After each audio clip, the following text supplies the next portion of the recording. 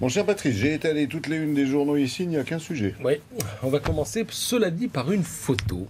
Je l'ai trouvée dans Libération, ça sent un peu le chaos. Regardez, je vois une 2 chevaux dans le fond, une Vespa sur la droite et une Dauphine en travers de la route au premier plan avec une paire de gambettes et des pieds nus.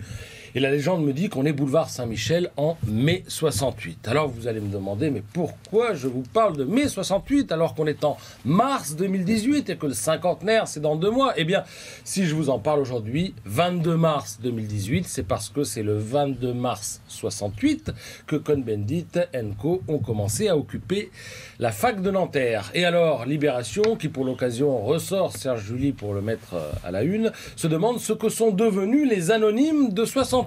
Et moi, j'ai presque envie de vous dire, par un raccourci un peu facile, mais bon, la tentation est trop grande, qu'ils sont là, les anonymes de 68, devant vous. Vous avez étalé les journaux, ils sont à la une de toute la presse quotidienne. On les a retrouvés, ils ont les tempes un peu plus grises, le cheveu un peu moins long, mais c'est bien eux, et ils s'apprêtent à manifester contre les réformes Macron. Pouvoir d'achat, conditions de travail, statut, promesses non tenues. Cette fois, le gouvernement entre dans le dur. C'est l'épreuve de la rue, l'heure est grève. Titre Libé, vous l'avez entreaperçu, dans un style très 68 art donc, et avec la malice qui fait sa réputation. Alors, sera-ce la chienlit aujourd'hui dans les transports, à n'en point douter? Oui, dans la rue, idem. À Paris, les 2 cortèges, celui des cheminots et celui de la fonction publique, convergeront vers la Bastille. Et pour la première fois, histoire de ne pas se laisser enfumer par les politiques et par les syndicalistes, eh bien, les médias vont compter les manifestants. C'est-à-dire que concrètement, il y aura, en surplomb du parcours de la manif, 2 cellules qui capteront les flux de manifestants sur l'ensemble de la largeur de la rue, trottoirs inclus. Et à chaque fois qu'un passant franchira la ligne virtuelle tracée par les capteurs, eh bien, et uniquement dans le sens de la manif, bien sûr, parce que sinon vous faites des allers-retours, le compteur augmentera. Alors sinon, toutes nos têtes pensantes éditoriales, qu'elles penchent d'ailleurs à droite ou à gauche, eh bien, s'accordent sur un point. Cette journée, c'est celle du grand test pour le président de la République.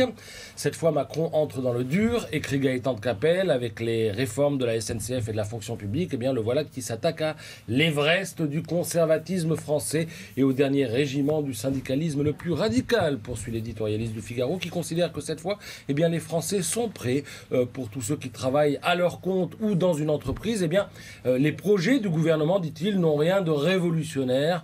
Voilà ce que dit Capelle, qui ne s'attarde pas trop non plus sur la question des salaires, parce que les salaires ne sont pas les mêmes non plus. Il faut quand même le rappeler. Alors le ton est évidemment tout autre du côté de l'Humanité, qui propose une une de combat ce matin, un slogan, la casse des services publics, et un exemple, celui du département de la Manche. Alors dans la Manche, il n'y a pas de CHU, il faut donc souvent poussé jusqu'à quand? D'où l'importance des services de transport médicalisés, explique Paul Masson. Or, à Granville, le SMUR secondaire est appelé à disparaître le 2 avril.